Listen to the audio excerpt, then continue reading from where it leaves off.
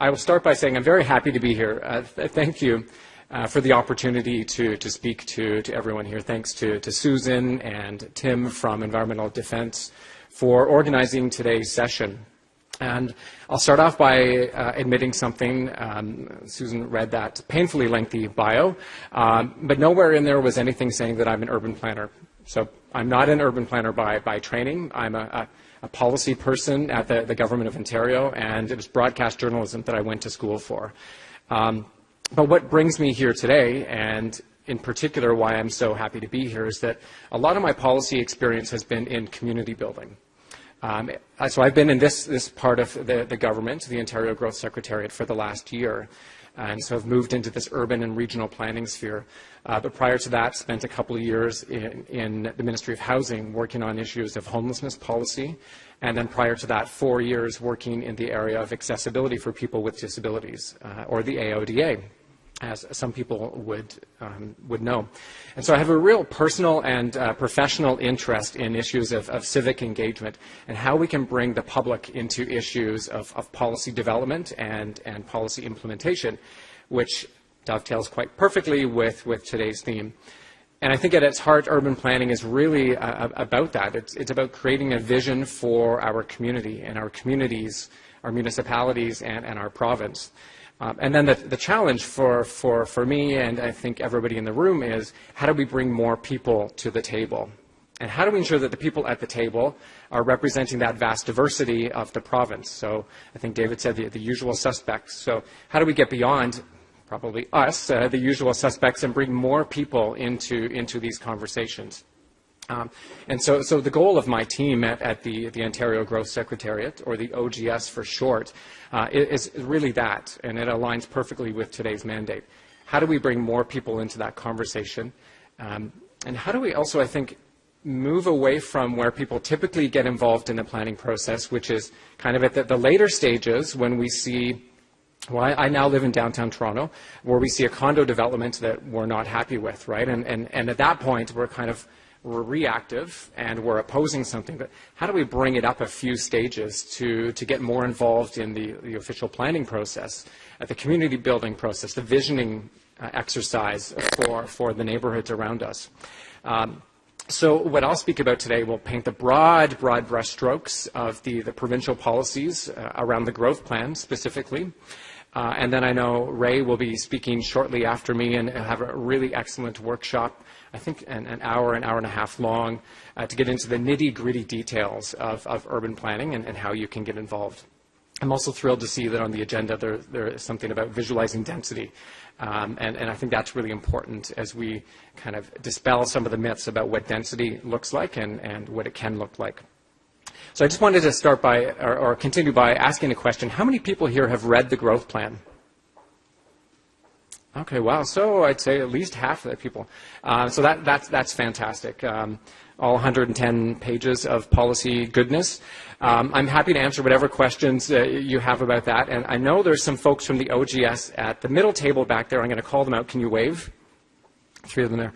So in the event that we run out of time during my remarks, these 3 smart individuals will be happy to help answer any questions that you might have. And finally, I'm going to explain it in a way that I hope resonates with you, and it doesn't go through the pages of the growth plan. So I'm going to talk about growth in a different way that I hope will help you to talk about it with your members and to people within your community. And again, with that overarching goal of bringing more people into the process and into the conversation. So, without further ado, moving into the bulk or the meat of the presentation. So, as David touched on, we are in one of the most populous regions of North America. And we in North America, we on this world, are currently living in what is called the urban century. So since 2014, for the first time ever, over half of the world's population now lives in urban areas, and this proportion continues to grow. So by 2030, 6 out of every 10 people will live in a city, and by 2050, that'll increase to 7 out of every 10 people. 10% of the urban dwellers currently live in megacities of 10 million or more people. So that we were seeing this mass migration to urban areas, not only in Ontario and Canada, but quite frankly around the world. And interestingly enough, Canada is already a pretty urban nation. I grew up in rural Ontario, a village of 1,800 people, and for me, I still find that hard to fathom, but according to Stats Canada, over 80% of the population already lives in urban areas of some sort. Although, interestingly enough, according to their research, only about half of those Canadians live in high-density neighborhoods.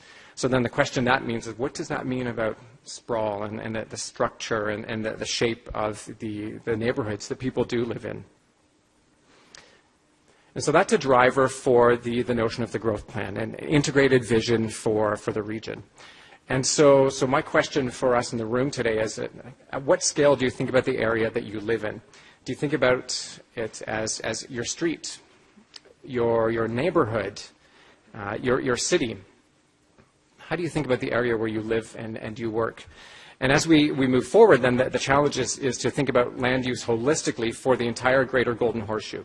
And David did not have a map, but I'll have one momentarily. And I think we increasingly function on a regional basis when it comes to things like transportation systems, and we're working on it when it comes to the economy, although there is still some kind of regional fragmentation and competition amongst municipalities. It's also important to think about it and to better integrate it on a regional basis when it comes to infrastructure planning. So for example, we talk about things like transit. Transit is expensive. It's time-consuming to build, and we want to ensure that if we're spending valuable taxpayer dollars, that we're doing it in a way that makes sense. We have a return on investment, and the population around those transit investments is high enough to rationalize a return on investment.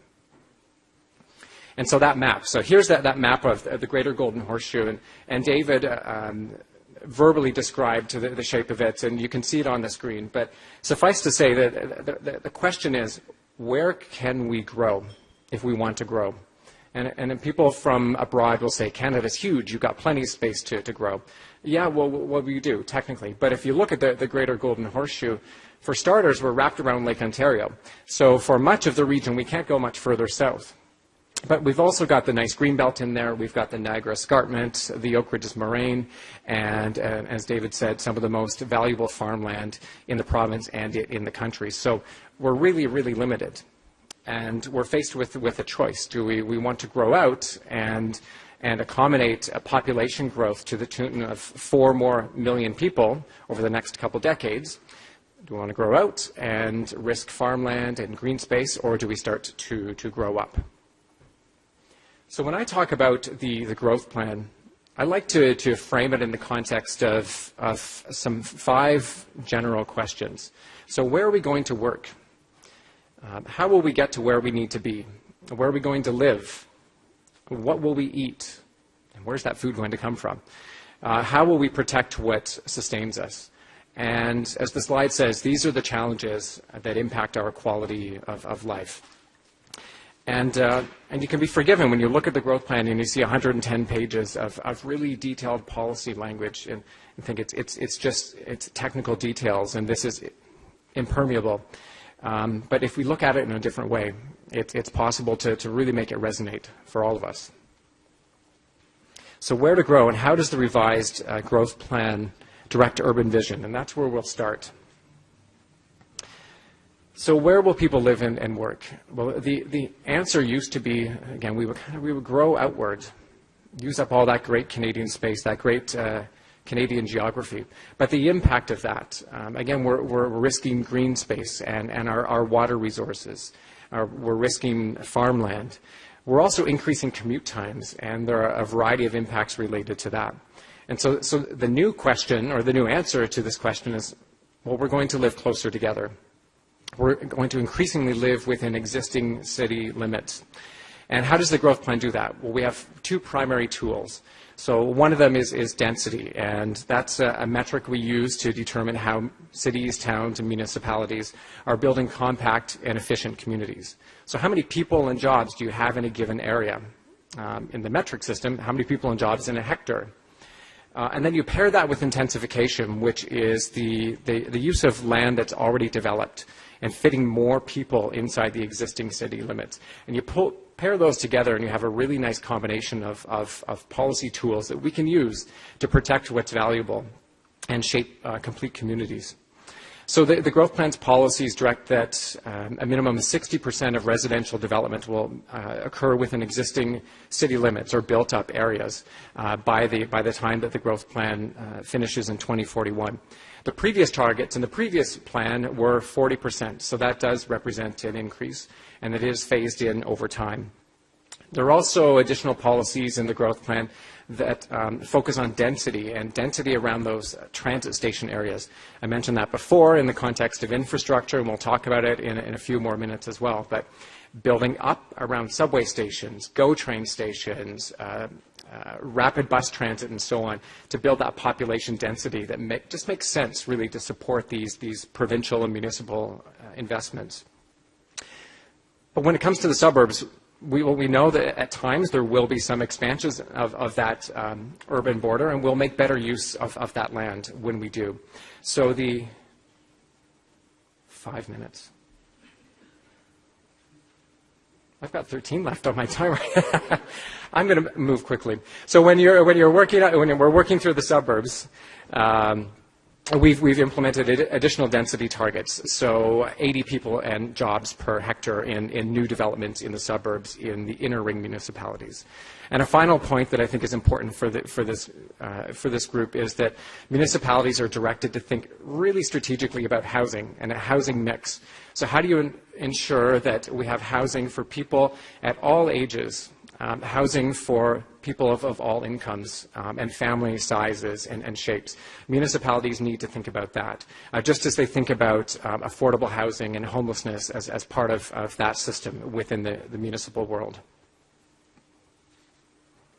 Where will people live and work? And continuing that theme, we're directing additional density to downtown areas known as urban growth centers.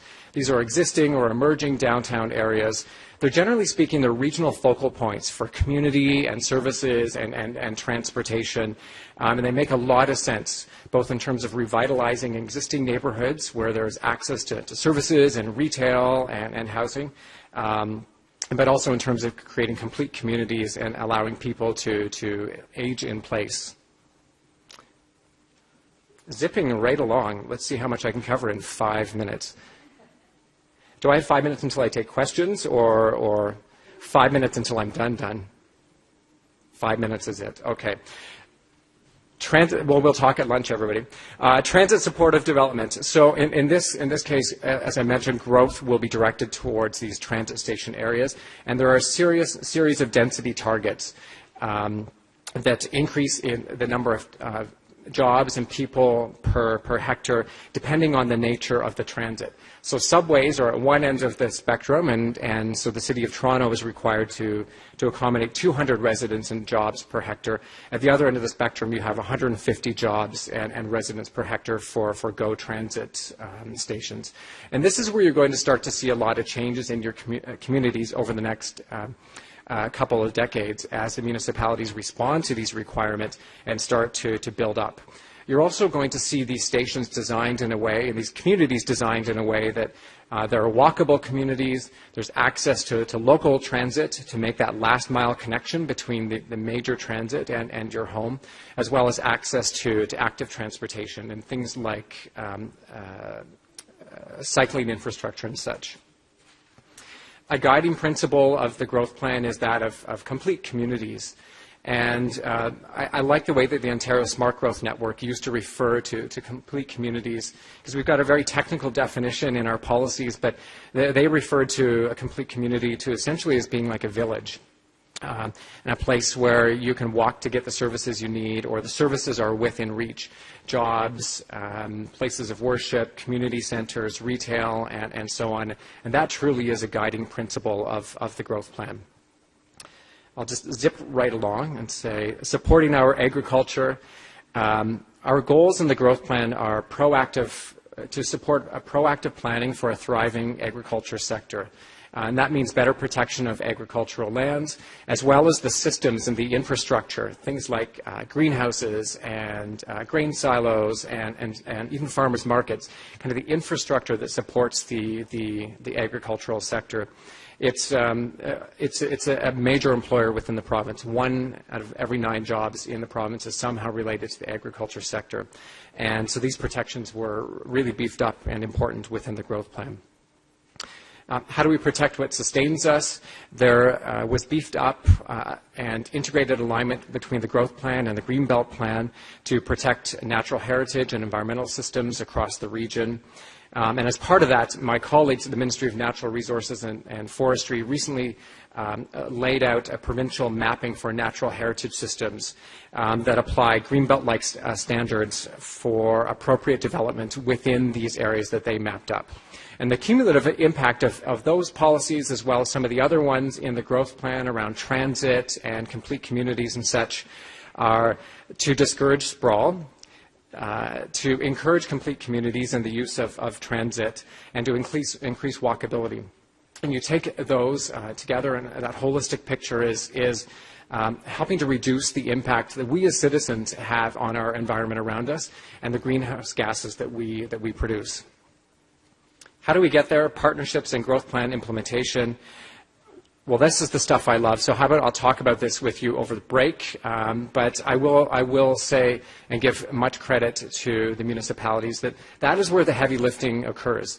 We've created the policy framework with the support of many of the people in this room and, of course, Mr. Crombie, but the rubber really hits the road when it comes to the municipalities and the municipal comprehensive review process, the official planning process and such. In the last growth plan, we learned and we heard loud and clear that we did not provide enough provincial guidance and tools and resources. So we've got a whole slew of them out there for consultation right now,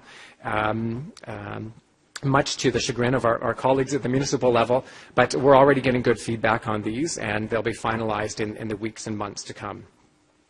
And I will end off by saying thank you for the opportunity to be here and apparently go over my agenda time. Feel free to email me directly or grab me during a coffee or lunch break, darren.cooney@ontario.ca. Our resources are online at placestogrow.ca, and you can follow us on Twitter at @ONMunicipal. Thanks very much, everybody. Appreciate it.